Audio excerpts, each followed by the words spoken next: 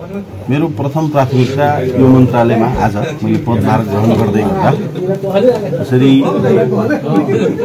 प्रथम प्राथमिकताको मेरो आफूलाई चाहिँ एकदम चाहना भएको विषय चाहिँ त्यसरी भर्खरै जेनेरेसन जेडको आन्दोलन पनि भयो र युवाको हिसाबले यो मन्त्रालयमा जब म आउँदै गर्दा आगामी दिनमा मेरो प्रयास यो रहनेछ कि युवाहरू विशेषतः जेनेरेसन जेड लगायत 40 वर्ष मुनिका युवाहरूले व्यवसाय गर्न खोज्दै गर्दा उहाँहरूले विशेष किसिमको छुट पाउने र स्पेशल प्रिभिलेज उहाँहरूलाई दिलाउने जसरी व्यवसायमा उहाँहरूको मनोबल अगाडि बढाउनका लागि र यो प्रदेशमा चाहिँ हामीले के भन्छ तपाईको यो औद्योगिक सामान्य सानो उद्योगहरू पनि अगाडि बढाउनको लागि युवाहरूलाई प्रोत्साहन गर्नको लागि उहाँहरूलाई उद्योग दर्तादेखि लिएर उद्योग सञ्चालन गर्ने बेलामा राम्रो ढंगले सञ्चालन गर्नु विशेष उहाँहरूलाई छुटहरू दिने र विशेष केही पुरस्कारहरूका पनि व्यवस्था गर्ने विशेष त युवाहरूको लागि भन्ने एउटा यो प्राथमिकताको विषय। अर्को आजै मैले सबै कुरा त भन्न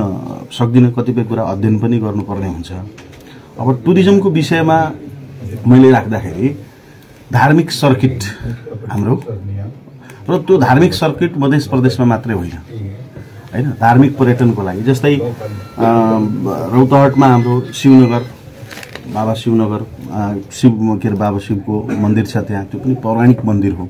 सप्तरीमा छिन्नमस्ता, बारा जिल्लामा गढीमाई, बारा जिल्लामा सिमरौनगढ र हामी जुन यो माता जानकीको नगरीमा छौं जनकपुर, यो जानकी मन्दिर लगायत जसरी अब काठमाडौँको पशुपतिनाथ र यहाँको नेपालमा रहेका जति पनि जसरी भनौं न पश्चिमतिर मुक्तिनाथदेखि लिएर भारतसँग पनि जोड्न सक्ने काशी विश्वनाथ हैन लगायतका सबै अब सरकारसँग यो हाम्रो प्रदेश सरकारले संघीय सरकारसँग पनि समन्वय गरेर